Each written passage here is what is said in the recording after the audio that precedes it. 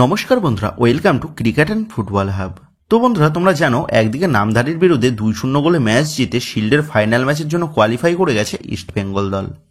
অপর দিক দিয়ে আবার গ্রুপ বি থেকে ইউনাইটেডকে 2-0 গোলে হারিয়ে শিল্ডের ফাইনালের টিকিটটাও কিন্তু পাকা করে নিয়েছে মোহনবাগান। সেক্ষেত্রে এই চলতি শিল্ডের দুই ফাইনালিস্ট দলকে কিন্তু আমরা পেয়ে গেছি, যেখানে একদিকে রয়েছে ইস্ট বেঙ্গল এবং অপর দিকে রয়েছে মোহনবাগান। আর এই মেগা ফাইনাল ম্যাচের মেগা ডার্বিটা হতে চলেছে আগামী 18 তারিখ সন্ধ্যে 6টা থেকে বিবেকানন্দ যুবভারতী ক্রীড়াঙ্গন স্টেডিয়ামে। আর ফাইনাল ম্যাচের এই ডার্বি ম্যাচ এই শিল্ডের ফাইনালকে কিন্তু আরও বেশি রোমাঞ্চিত করে তুলেছে। তো তোমরা জানো এই চলতি মৌসুমে ডুরান্ড কাপের ডার্বি ম্যাচে মোহনবাগান দল তারা ইস্ট বেঙ্গলের কাছে হেরে গেছে। সেক্ষেত্রে আগামী 18 তারিখ মোহনবাগানের কাছে সুযোগ থাকছে মৌসুমের প্রথম ডার্বি হারের বদলা নেওয়ার। অপর দিক দিয়ে আবার ইস্ট বেঙ্গলের কাছেও সুযোগ থাকছে বিগত কয়েক বছরের ডার্বি হারের রেকর্ডটাকে ভুলে গিয়ে এই মৌসুমে পরপর 2বার ডার্বি জেতার। সেক্ষেত্রে আগামী 18 তারিখের ম্যাচটা যে কাটায় কাটায় টক্কর হতে চলেছে তা কিন্তু আর বলার কোনো অপেক্ষা রাখে না। তো এই ভিডিওতে তোমাদের মধ্যে আলোচনা করব আসন্ন ডার্বি ম্যাচে দুই দলের শক্তিশালী ও দুর্বল দিকগুলি কী কী, এবং এই ডার্বি ম্যাচে দুই দলের হেড কোচ কেমন প্লেইং 11 নামিয়ে বিপক্ষকে বাজিমাত করতে পারে এই বিষয় নিয়ে। তবে সর্বপ্রথম যদি লাইভ টেলিকাস্টের বিষয়ে কথা বলা যায়, তো কম বেশি তোমরা সকলেই জানো এই চলতি মৌসুমের শিল্ডের ম্যাচগুলি লাইভ টেলিকাস্ট করানো হচ্ছে শুধুমাত্র মোবাইলের এসএসিএন অ্যাপে, যেখানে ম্যাচ দেখতে গেলে একটা নির্দিষ্ট অ্যামাউন্ট খরচা করে তোমাদের খেলা দেখতে হবে। তবে তোমাদের সুবিধার্থে আমরা এই শিল্ডের প্রতিটা গুরুত্বপূর্ণ ম্যাচের লাইভ লিঙ্ক প্রোভাইড করেছি। সো তেমনভাবেই আমরা কিন্তু এই মেগা ফাইনাল ম্যাচেরও লাইভ লিঙ্ক তোমাদের জন্য প্রোভাইড করে দেব, যেখান থেকে তোমরা বিনা বাধায় এই হাই ভোল্টেজ ফাইনাল ম্যাচটা অনায়াসেই দেখতে পেয়ে যাবে। তবে বিনামূল্যে এই ম্যাচটা দেখার জন্য তোমাদের একটাই কাজ করতে হবে, আর তা হলো এই ভিডিওতে তোমরা একটা লাইক দিয়ে যারা এখনো পর্যন্ত আমাদের চ্যানেলটাকে সাবস্ক্রাইব করোনি তারা অবশ্যই আমাদের চ্যানেলটাকে সাবস্ক্রাইব করে নিও, কারণ তুমি কিন্তু এখানে বিভিন্ন গুরুত্বপূর্ণ ম্যাচের ফ্রি লাইভ লিঙ্কের পাশাপাশি তোমার প্রিয় দলের সমস্ত রকম লেটেস্ট আপডেটগুলো সবার আগে তোমরা এখান থেকেই পেয়ে যাবে। সো আর দেরি না করে এখনই কিন্তু আমাদের চ্যানেলটাকে সাবস্ক্রাইব করে পাশে থাকা বেল আইকনটা প্রেস করে দিও এই রকম লেটেস্ট আপডেটগুলো সবার আগে পাওয়ার জন্য। তো এবার যদি দুই দলের শক্তিশালী ও দুর্বল দিকগুলি নিয়ে আলোচনা করা যায়, সেক্ষেত্রে সর্বপ্রথম দুই দলের গোলকিপার বিভাগ নিয়ে কথা বললে একদিকে ইস্ট বেঙ্গলের গোলপোস্টের নিচে দেখা যাবে গিলকে, অপর দিক দিয়ে মোহনবাগানের গোলপোস্টের নিচে দেখা যাবে বিশাল কায়েতকে। আর এই দুজনের মধ্যে তাদের বিগত পারফরমেন্সের নিরিখে কে সবথেকে বেশি এগিয়ে রয়েছে তা তোমরা সকলেই জানো। সেক্ষেত্রে এই ম্যাচে দুই দলের গোলকিপারের পারফরমেন্সের নিরিখে মোহনবাগান দলের গোলকিপার বিশাল কায়েত সে কিন্তু একটু হলেও এগিয়ে থাকছে। তো এবার দুই দলের ডিফেন্স লাইন নিয়ে কথা বলে ইস্ট বেঙ্গলের ডিফেন্স লাইনে রয়েছে আনোয়ার আলী, কেভিন সিভিল্লে, জয় গুপ্তা, লালচুংনুঙ্গা, মোহাম্মদ রাকিব এবং রায়না। অপর দিক দিয়ে মোহনবাগান দলের ডিফেন্স লাইনে রয়েছে তেকচাম অভিষেক সিং, শুভাশিস বোস, মেহতাব সিং, দীপেন্দু বিশ্বাস, আশিস রায়, টম এলরেড এবং অ্যালবার্টো রড্রিগেজ।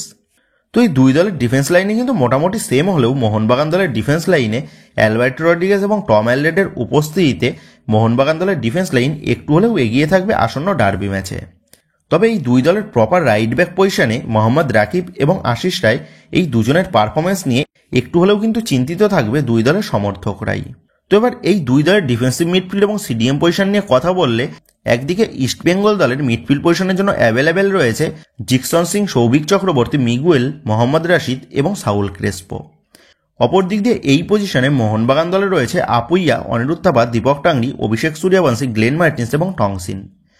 তো এই পজিশনে ইস্ট বেঙ্গল দলের দুই বিদেশি মিডফিল্ডার মিগুয়েল এবং মোহাম্মদ রাশিদের উপস্থিতিতে এই ডিফেন্সিভ মিডফিল্ড অথবা সিডিএম পজিশনে এগিয়ে রয়েছে ইস্ট বেঙ্গল দল। তো এবার দলের অ্যাটাকিং মিডফিল্ড পজিশন নিয়ে কথা বললে এই পজিশনে ইস্ট বেঙ্গলের হাতে কোনো প্রপার অ্যাটাকিং মিডফিল্ডার না থাকলেও কোচ অস্কার বুরজান এই পজিশনের জন্য সাউল ক্রেসপো, মিগুয়েল এবং নাহরেম মহেশ সিংদের ইউজ করে থাকেন। অপর দিক দিয়ে মোহনবাগান দলের অ্যাটাকিং মিডফিল্ড পজিশনের জন্য রয়েছে সাহার আব্দুল সামাদ, দিমিত্রি পেট্রাটস এবং জেসন কামিন্সদের মতন তারকা প্লেয়াররা।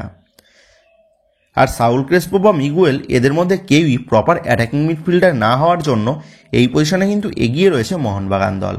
তো এবার যদি দুই দলের উইং পজিশন নিয়ে কথা বলা যায়, সেক্ষেত্রে সর্বপ্রথম লেফট উইং পজিশন নিয়ে আলোচনা করলে এই পজিশনে ইস্ট বেঙ্গলের হাতে অপশান রয়েছে নাওরেম মহেশ সিং, পিভি বিষ্ণু, সায়ন এবং বিপিন।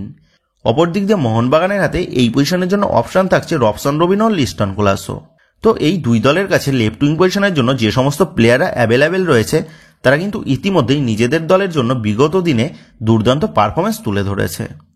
তবে এই পজিশনে মোহনবাগান দলের বিদেশি উইঙ্গার রবসন রবিনোর গত 2 ম্যাচের পারফরমেন্সের নিরিখে মোহনবাগান দল তারা কিন্তু লেফট উইং পজিশনে একটু হলেও এগিয়ে থাকবে। অপর দিক দিয়ে আবার ইস্টবেঙ্গলের লেফট উইং পজিশনে বিপিন সিং সেও কিন্তু আবার মোহনবাগানের বিরুদ্ধে খেলা থাকলে তাকে অন্য রূপে দেখতে পাওয়া যায়। আর এই দিক থেকে ইস্টবেঙ্গল তারাও কিন্তু বাজিমাত করতে পারে নিজেদের লেফট উইং পজিশনে। তো এবার দুই দলের রাইট উইং পজিশন নিয়ে কথা বললে এই পজিশনে ইস্টবেঙ্গলের হাতে প্রপার কোনো রাইট উইঙ্গার নেই। কোচ অস্কার বুরজান তিনি রাইট উইং পজিশনের জন্য বিষ্ণু এবং নাওরেম মহেশিং এদের ইউজ করে থাকেন। অপর দিক দিয়ে আবার মোহনবাগান দলের রাইট উইং পজিশনের খেলার জন্য রয়েছে মনবীর সিং এবং কিয়ান নাসিরি। এর পাশাপাশি সাহাল আব্দুল সামাদ সেও কিন্তু রাইট উইং পজিশনে খেলতে অভ্যস্ত। আর এই নিরিখেই এই ম্যাচের রাইট উইং পজিশনে এগিয়ে রয়েছে মোহনবাগান দল। তবে সবথেকে গুরুত্বপূর্ণ বিষয় হচ্ছে মনবীর সিং যদি এই ম্যাচের জন্য ফিট হয়ে উঠতে না পারে তাহলে কিন্তু এই ম্যাচের রাইট উইং পজিশন নিয়ে সমস্যায় পড়তে পারে কোচ হোসে মলিনা। তো এবার দুই দলের স্ট্রাইকার পজিশন নিয়ে কথা বললে তো এই পজিশনের জন্য ইস্টবেঙ্গলের হাতে অপশন রয়েছে হামিদা হাদাদ, হিরোসি ও ডেভিড। অপর দিক দিয়ে এই স্ট্রাইকার পজিশনে মোহনবাগানের হাতে অপশন থাকছে জেমি ম্যাকলারেন, জেসন কামিংস এবং সোহেল আহমেদ ভাট। তো দেখো গত 2 শিল্ড ম্যাচে ইস্টবেঙ্গলের স্ট্রাইকার পজিশনে খেলতে নেমেছিল হামিদা হাদাদ এবং ডেভিড। সেক্ষেত্রে হিরোসি সে কিন্তু একদমই নতুন ইস্টবেঙ্গল জার্সিতে। অপর দিক দিয়ে মোহনবাগান দলের 3 স্ট্রাইকার তারা কিন্তু ইতিমধ্যেই শিল্ডের ম্যাচে মাঠে নেমেছে। সেক্ষেত্রে অপশনের দিক থেকে এবং পারফরমেন্সের নিরিখে মোহনবাগান দলের স্ট্রাইকার পজিশনটা কিন্তু অনেকটাই অ্যাডভান্টেজ পেতে পারে এই ম্যাচে। সেহেতু ওভারঅল দেখতে গেলে মোহনবাগান দল তারা কিন্তু একটু হলেও এগিয়ে থেকেই শুরু করতে চলেছে আসন্ন ডার্বি ম্যাচে। তবে আমরা সকলেই জানি প্রসঙ্গ যখন ডার্বি তখন কিন্তু কোনো দলই বেশি বা কম নয়, দুই দলই কিন্তু সমান। সেক্ষেত্রে যে দল কিন্তু এই বড় ম্যাচের টেম্পারেচারটা ভালোভাবে গেইন করতে পারবে সেই দলই কিন্তু এই ম্যাচ থেকে বাজিমাত করতে পারবে। আর এই হাই ভোল্টেজ ডার্বি ম্যাচের একটুখানি ছোট ভুল সুইসাইডের সমান হবে। সেক্ষেত্রে বিপক্ষ দলের করা সামান্য ভুল থেকে যে দল ফায়দা তুলে নিতে পারবে সেই দলেরই কিন্তু এই ম্যাচ থেকে জয় পাওয়ার সম্ভাবনাটা অনেকাংশেই বেড়ে যাবে। তো এই ছিল দুই দলের বর্তমান স্কোয়াড এবং পারফরমেন্সের নিরিখে তাদের স্ট্রেংথ অ্যান্ড উইকনেস। সো এবার যদি এই মেগা ফাইনাল ম্যাচের জন্য দুই দলের সম্ভাব্য একাদশ কেমন হতে পারে সেই নিয়ে কথা বলা যায়, সেক্ষেত্রে সর্বপ্রথম ইস্টবেঙ্গলের সম্ভাব্য একাদশ নিয়ে আলোচনা করলে ইস্টবেঙ্গল কোচ অস্কার বুরজান তিনি কিন্তু গত 2 শিল্ডের ম্যাচে 4-3-3 এই ফরমেশন ইউজ করেছেন। সেক্ষেত্রে আশা করা যাচ্ছে এই ম্যাচেও তিনি এই একই ফরমেশন ইউজ করবেন, যেখানে গোলকিপার পজিশনে দেখা যাবে গিলকে, 4-এর ডিফেন্সের লেফট ব্যাক পজিশনে দেখা যাবে জয় গুপ্তাকে এবং রাইট ব্যাক পজিশনে থাকবে মোহাম্মদ রাকিব। তবে দলের জোড়া সেন্টার ব্যাক হিসাবে কোচ অস্কার বুরজান আনোয়ার আলীর সাথে কেভিনকে ইউজ করবেন নাকি আনোয়ার আলীর সাথে লালচুংনুঙ্গাকে ইউজ করবেন সেটাই কিন্তু দেখার বিষয় হবে। তবে আমার যতদূর মনে হচ্ছে এটা যেহেতু ফাইনাল ম্যাচ এবং ডার্বি ম্যাচ, সেহেতু কোচ অস্কার বুরজান তিনি কিন্তু প্রথম থেকেই তার ডিফেন্স লাইনটাকে আটোসাটো করে নেওয়ার জন্য আনোয়ার আলীর সাথে বিদেশি ডিফেন্ডার কেভিনকে জুটি বেঁধে প্রথম একাদশে রাখবেন। তবে আবার কেভিনকে দিয়ে স্টার্ট করালে মিডফিল্ড থেকে একজন বিদেশিকে কিন্তু স্যাক্রিফাইস করতে হবে কোচ অস্কার বুরজানকে। সো এখন এটাই দেখার বিষয় হবে ডিফেন্স লাইনে কোন প্লেয়ার ইউজ করেন কোচ অস্কার বুরজান। তবে এখানে আমি তোমাদের আনোয়ার আলীর সাথে কেভিনকে রেখেই তোমাদের প্লেইং 11 দেখাতে চলেছি। সো এই নিরিখে দলের ডিফেন্স লাইনটা হলো জয়গুপ্তা, আনোয়ার আলী, কেভিন এবং মোহাম্মদ রাকিব। এবং দলের 3 মিডফিল্ডার হিসাবে এই ম্যাচে দেখা যাবে মিগুয়েল, মোহাম্মদ রাশিদ এবং নাওরেম মহেশিংকে। তো এখানে নাওরেম মহেশিং সে কিন্তু অ্যাজ এ অ্যাটাকিং মিডফিল্ডারের রোলটা প্লে করবে, তবে মাঝে মধ্যে মিগুয়েলকেও দেখা যাবে দলের নাম্বার 10-এর ভূমিকাতে। তো এবার আপফ্রন্টের 2 উইঙ্গার হিসাবে এখানে রাখা হয়েছে বিপিনের সাথে বিষ্ণুকে এবং স্ট্রাইকার পজিশনে শুরু করবে হামিদা হাদাদ এবং পরবর্তীতে হিরোশিকেও কিন্তু মাঠে আনতে পারেন কোচ অস্কার বুরজান বিপক্ষকে সারপ্রাইজ দেওয়ার জন্য। সো আই থিঙ্ক এটাই কিন্তু ইস্টবেঙ্গলের প্রথম একাদশ হতে পারে আসন্ন ডার্বি ম্যাচে। আর যদি এই ফরমেশনে দলের ডিফেন্স লাইনে যদি আনোয়ার আলীর সাথে লালচুংনুঙ্গা বা রায়নাকে পেয়ার করা হয়, সেক্ষেত্রে অ্যাটাকিং মিডফিল্ড পজিশনে নাওরেম মহেশিংয়ের জায়গায় থাকবে সাউল ক্রেসপো এবং তখন কিন্তু রাইট উইং পজিশনে বিষ্ণুর জায়গায় শিফট করবে নাওরেম মহেশিং। তো এই 2 রকমের মধ্যে যে কোনো একটা প্লেইং 11 নিয়ে এই ম্যাচে নামতে চলেছে অস্কার ব্রিগেড। তো এবার যদি মোহনবাগানের সম্ভাব্য একাদশ নিয়ে কথা বলা যায়, তো কোচ হোসে মলিনা তিনি কিন্তু এই ম্যাচে তার পছন্দের ফরমেশন 4-2-3-1 এই ফরমেশনেই যেতে চলেছেন, যেখানে দলের গোলকিপার হিসাবে দেখা যাবে বিশাল কায়েতকে।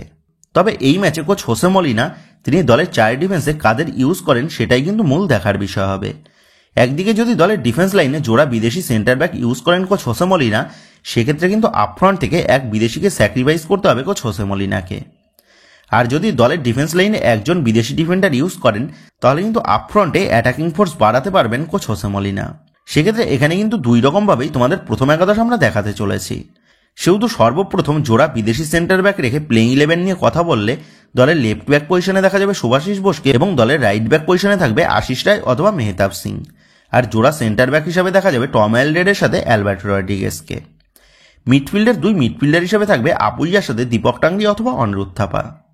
এবার আপফ্রন্ট নিয়ে কথা বললে আপফ্রন্টের লেফট উইংয়ে দেখা যাবে রবসন রবিনোকে এবং রাইট উইংয়ে ফিট থাকলে মানবীর সিং স্টার্ট করবে, আর যদি ফিট না থাকে তাহলে কিয়ান নাসির স্টার্ট করবে। আর দলের অ্যাটাকিং মিডফিল্ড পজিশনে দেখা যাবে সাহাল আব্দুল সামাদকে এবং স্ট্রাইকার পজিশনে খেলবে জেমি ম্যাকলারেন।